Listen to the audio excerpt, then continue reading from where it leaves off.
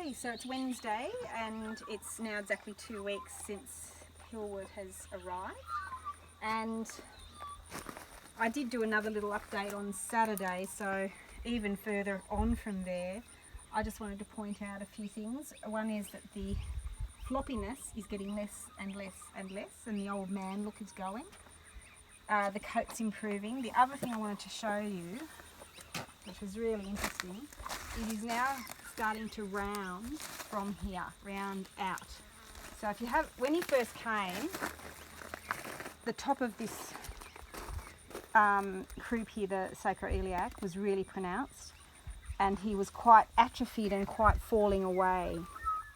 This ridging, which if you run your hands down here, you can feel a whole heap of ridging and scar tissue.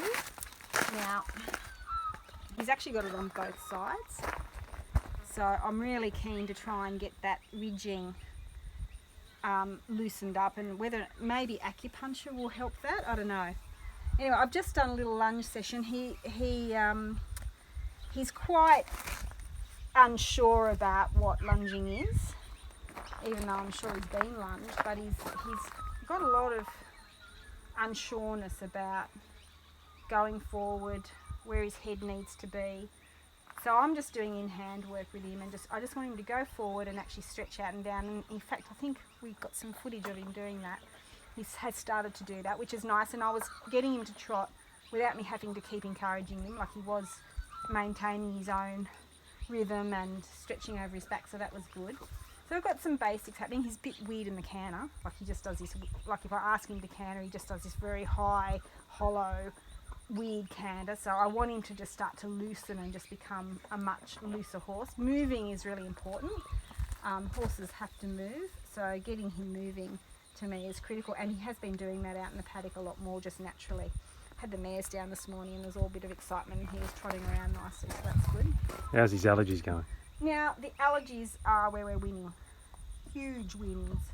I did show you an update on Wednesday, but basically now there is healing, like all the open wounds are closing over, so now they're just scabs, and the scabs that were scabs before are now falling away and they're gone. So that's just going to take a very gradual, another month I think we'll pretty well much be over the worst of the greasy heel, and the scabs will start going away, and then by springtime I'd say he'll be absolutely 100% right.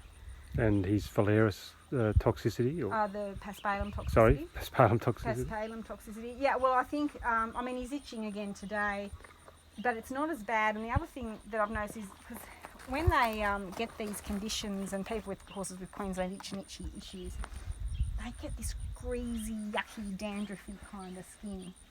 Now he's had a lot of that, so I've just been washing him. Every time he comes in, I'll wash him, and I'll scrub all that off.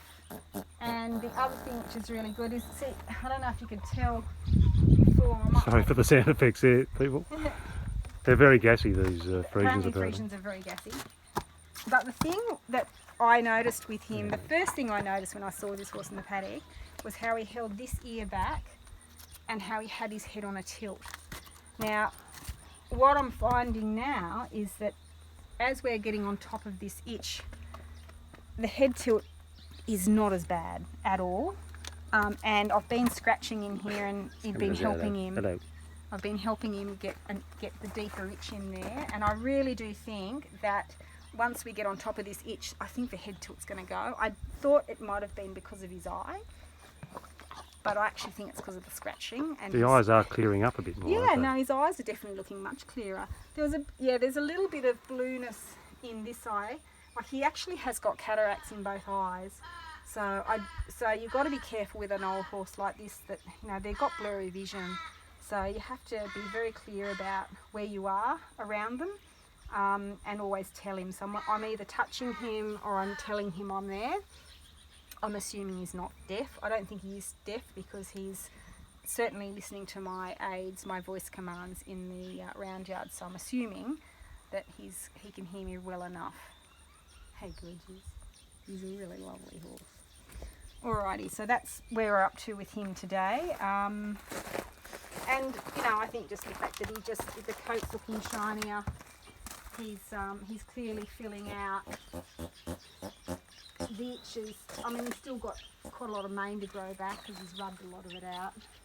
And you can see how that's all greasy looking still. I mean, I haven't been too obsessive up there with the shampoo, but I will give that another scrub. It doesn't take much for it to get all greasy looking again, but certainly under his neck is much better.